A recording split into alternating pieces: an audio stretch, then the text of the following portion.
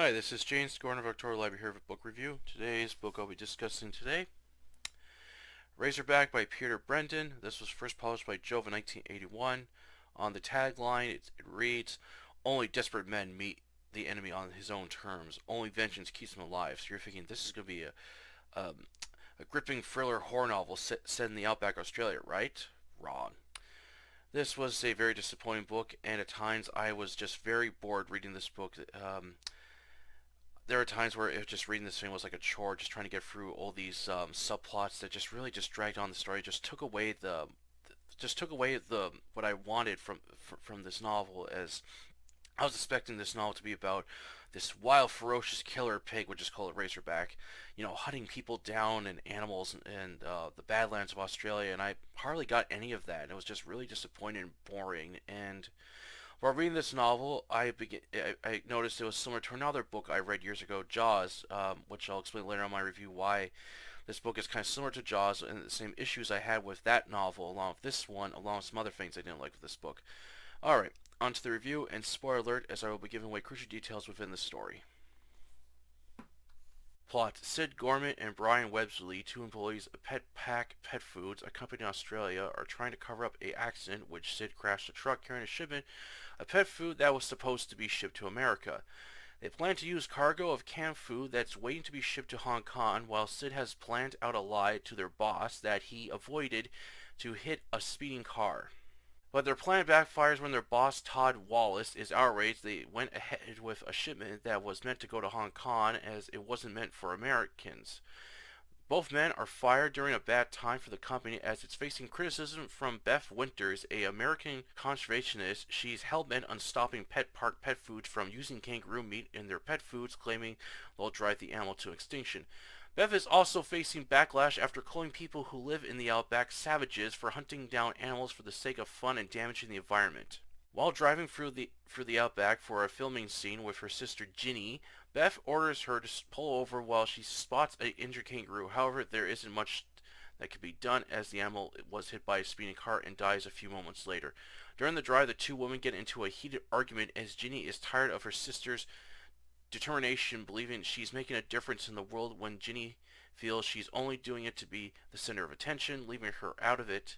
She also believes one day Beth is going to rub someone the wrong way.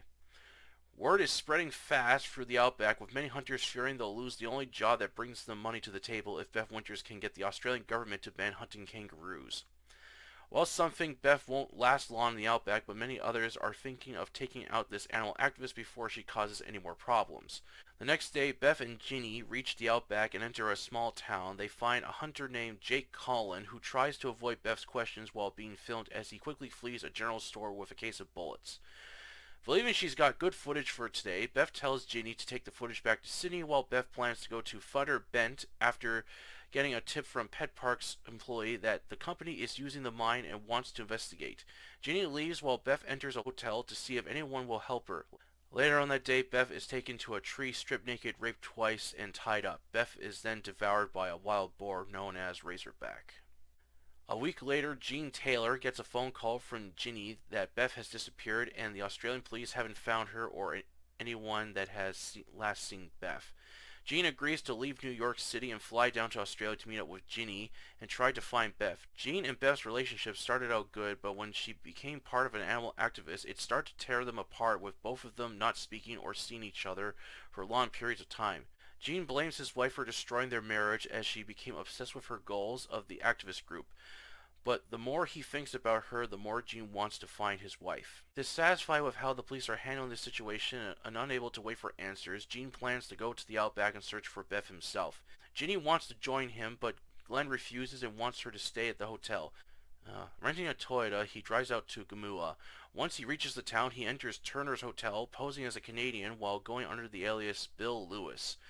He books a room, and to search the outback, he asks if there's work around here. Turner calls over Dicko and his brother Benny Barker. Jean knows these two are pro shooters who make their living off hunting kangaroos.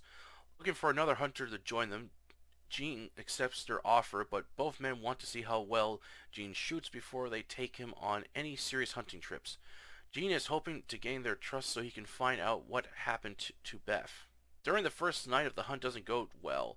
While Jean works the spotlight on Dicko and Benny's truck, they find a kangaroo out in the middle of nowhere as Dicko shoots it in the lake. Jean is sickened by the sight of the wounded animal as he vomits over the truck's dashboard. Dicko angrily throws him out, but can't stand to see the wounded animal hop in pain. Grabbing an axe, Jean chops off its head to put off its misery. While Dicko isn't sure Jean is up to the task, Benny has Jean wait in the middle of the desert while the brothers go to hunt down more kangaroo till they return for him.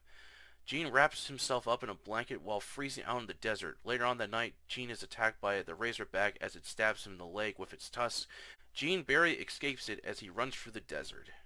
Back at the hotel, Jeannie gets a phone call from a person claiming to know what happened to her sister, Beth, and has information for her but doesn't want Jeannie to bring anyone with her. The caller states she must come alone and meet him at the ferry. When Jeannie goes to the docks, she meets Brian, a ex-employee of Pet Park. He was the one who tipped Beth about Pet Park's legal business, claiming the company has something to do with smuggling diamonds to Hong Kong. They were getting them from Thunder Bent, which was where Beth was planning to go next. Jeannie believes there is more to her sister's death and fears her husband Glenn is in danger.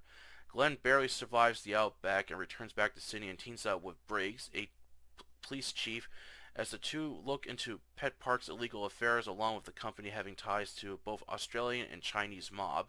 Glenn begins to question Jeannie as she seems to be part of this whole conspiracy. Meanwhile, Jake Cullen happens to stumble into the middle of this bloody mess. Alright. The first half of Razorback is off to a good start with its rich detail on the Australian outback, its wildlife and hostile areas along with the city.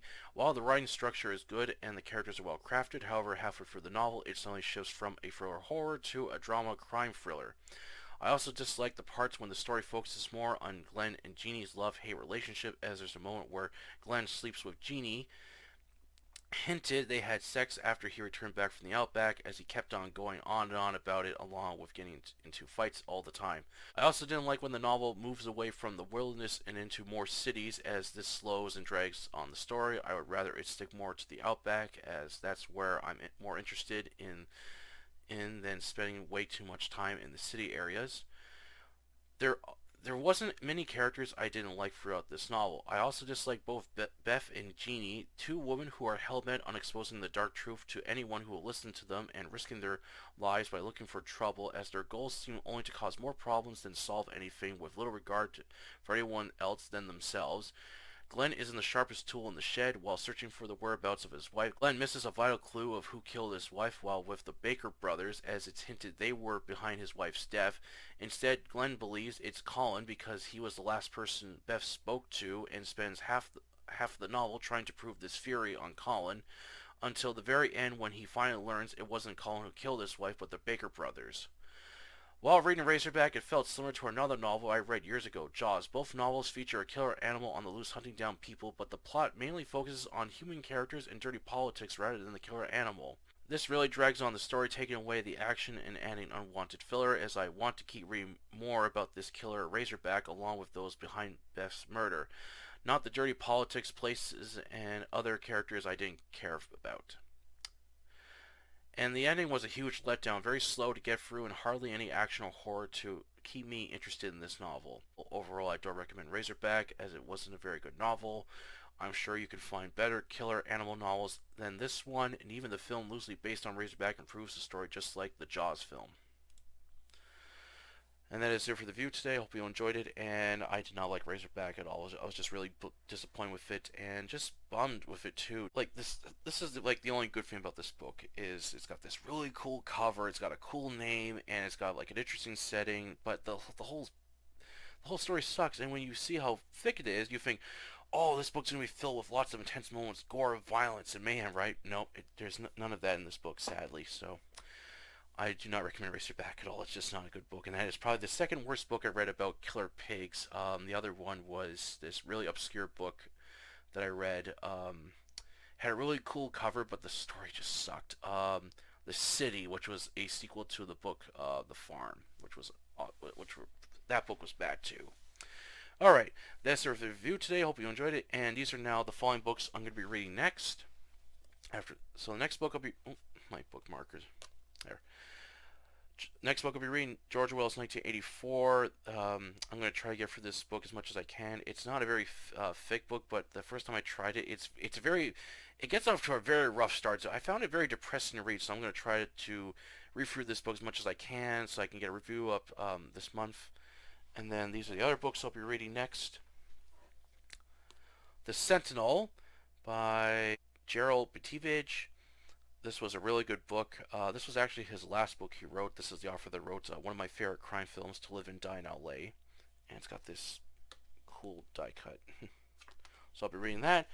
Then after that, I will then be reading Live Girls by Ray Garton. This is a vampire book. I'm looking forward to reading this one. I heard it's really good, so I'm looking forward to reading these 3 books. If you enjoyed this video, please like it, share it, and don't forget to subscribe to October Library, the YouTube channel, and the Facebook group of the same name, a place you can post, share, and review fiction. Until then, I'll catch you later.